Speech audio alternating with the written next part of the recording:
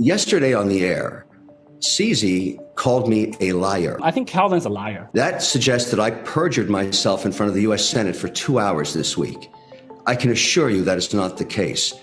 Another little parable here you should understand. When I was young, my birth father, who's Irish, put me on his knee, and every Irishman will know this, and he said, "Son, never call an Irishman a liar unless you know with certainty that's true." And I said, "Why is that, Dad?" He said, "Because the Irish are crazy."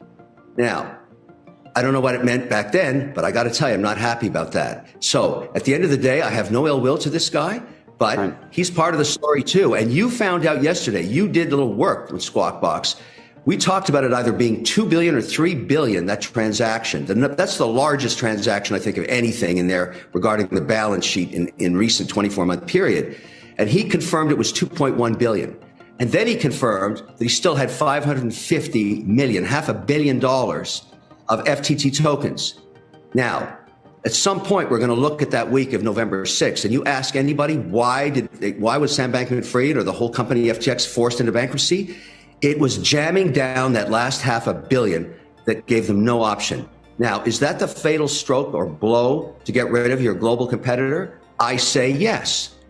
And I'll tell you something else. Right after that interview, I got a phone call, or actually it was a text, from a lobbyist in Washington saying, "Don't go anywhere, you're coming back." So I bet CZ bought himself an invitation to Washington yesterday. Can't wait to meet him there. We can go sightseeing. Remember, this guy's a huge shareholder of FTX, or he was, and so he didn't see the fraud either. So at the end of the day, the question becomes clawback. You've been talking about it for the last 2 days. Is that 2.1 billion Madoff-style clawback? Who knows? But if I get on that credit committee, I'll be one of the guys doing the clawing. So I'm looking forward to that, because I think at the end of the day, every shareholder and account holder has to have an answer to what happened here. I normally would have written this off like the other 8 venture investments, but not this one.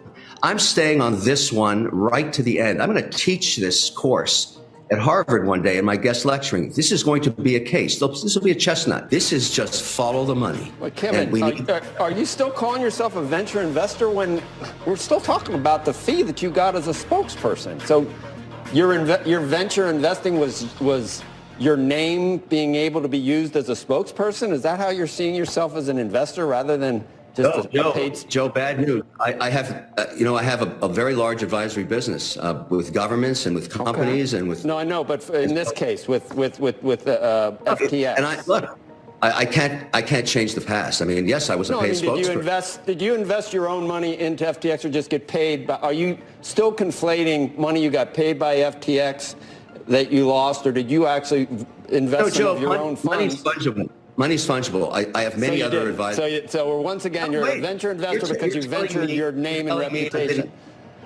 If the answer is yes, I lost money. I had $10 million plus sitting in there, swept. It's gone. There's $10 million gone. That you got paid by FTX Well, it's not that simple, because I had to pay the tax man too. Think about that. Did you get that money too from what's it called? Grossed up. Was it a gross up? Top up. Gross up.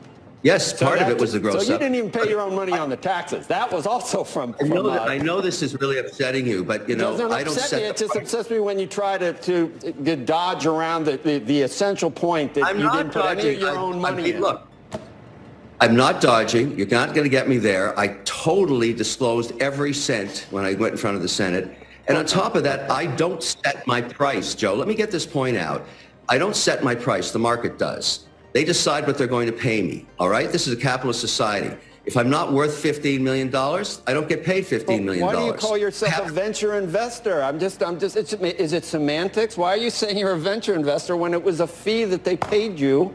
And some would say ill-gotten gains, because you were basically legitimizing a scammer who's going to likely be a scammer. I insisted on becoming an investor. I said I'm not going to endorse this company unless I'm a shareholder. So I want access to that deal that you're doing. It's closed. They had to open up that round for me. I took some of the proceeds that I was paid and reinvested it in the company. I don't endorse companies unless I'm a shareholder. Most of the time I have to be. Otherwise, I'm not aligned with everybody else. And telling me I'm not a venture investor, I have 54 companies in my portfolio right now. I invested in all of them. In this case, you're investing money that they paid you as a spokesperson. Fine, you're a venture investor. No, I didn't have to invest in FTX to become a paid spokesperson. That was not on the table until I insisted on it. Do you think the public should think about you differently, though? I mean, we were talking about actually endorsements and endorsees.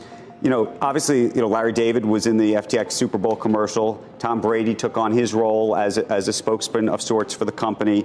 You're a spokesman for the sorts of the company. Not of sorts, but were. It's funny. I don't know if it's funny. Some people wouldn't expect a Larry David or a Tom Brady, maybe fairly or unfairly, to either have known or understood or necessarily done all the diligence that they should have done. Well, let me tell you why. But they look at you and they think that you should have. Well, that's interesting to differentiate me. I can tell you he's a better quarterback than I am. So there's things we do differently. But let me tell you what the theory was and why Sam Bankman-Fried was hiring all these people. He was very jealous of the accounts that Coinbase had, and he wanted to figure out how to build a retail base quickly. And so it's not crazy what he did. Putting his name on an arena makes sense if you can make a brand become ubiquitous in America so that you can try and get more consumers to build that base. Maybe jealous isn't the right word, but he said they started 3 years earlier and they were way ahead of him, and he wanted to catch up. And that was the way to do it. So it's not a crazy theory. Companies advertise, and they do it this way.